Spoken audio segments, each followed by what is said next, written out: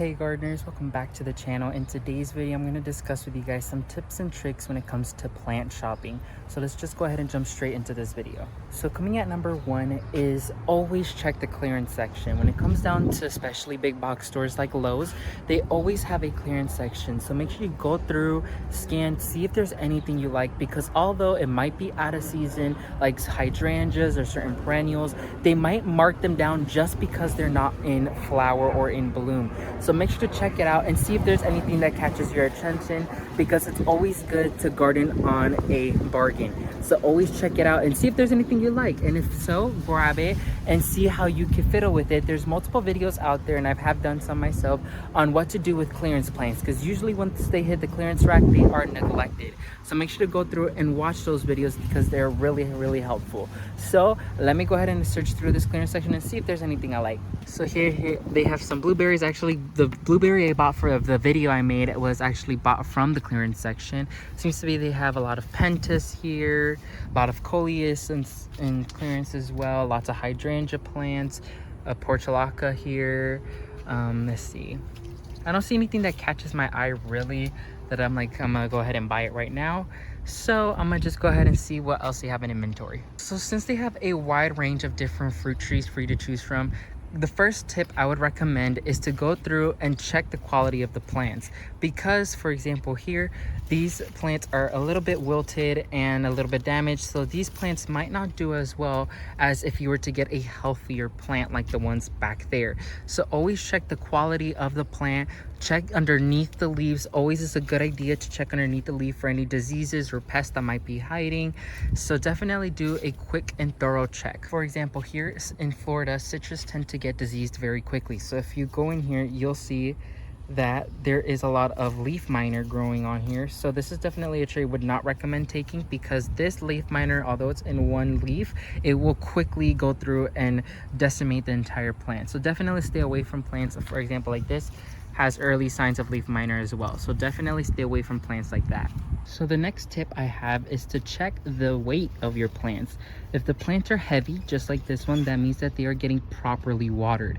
If they are super dry, the plant would be very light and easy to carry. So definitely stay away from plants that are light, because that means that they are being dried out more often, and that could have effects on the plant. So stay away from plants that are very light. If not, for example, like these butterfly bushes, they are getting well watered, so that means that these are some heavy plants, so they would do great in your garden.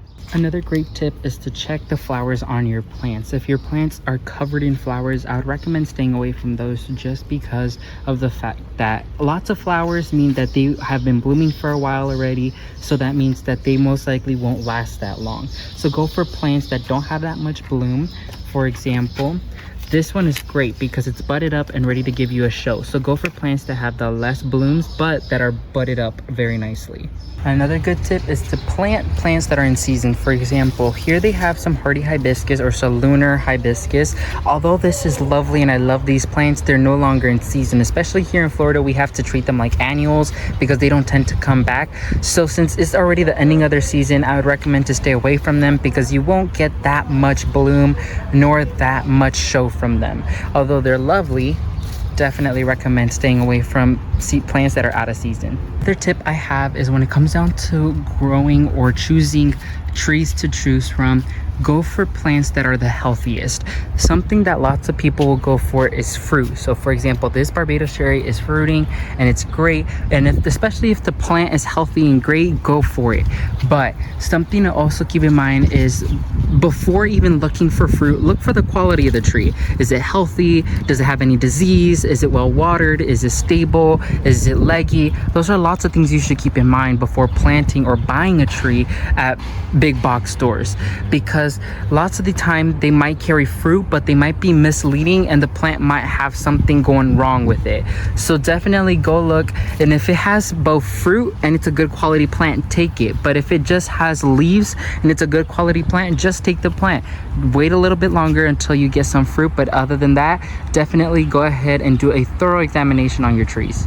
For example, this tree has a buttload of fruit in it, which is really nice. However, it has some signs of Leafminer, especially citrus. That I do not play with citrus because they tend to get Leafminer very quickly.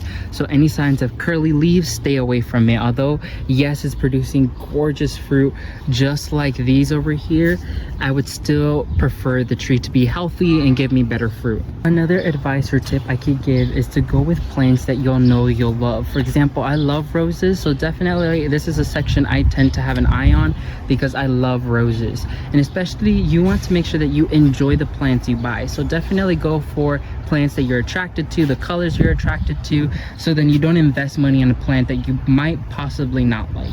Here's my little haul. I'm taking 2 echinaceas or coneflowers and 2 agapanthus because these are kind of our alternatives to alliums, because alliums can't grow here because we don't have a winter for them to grow properly. So we grow agapanthus, which is our second best thing.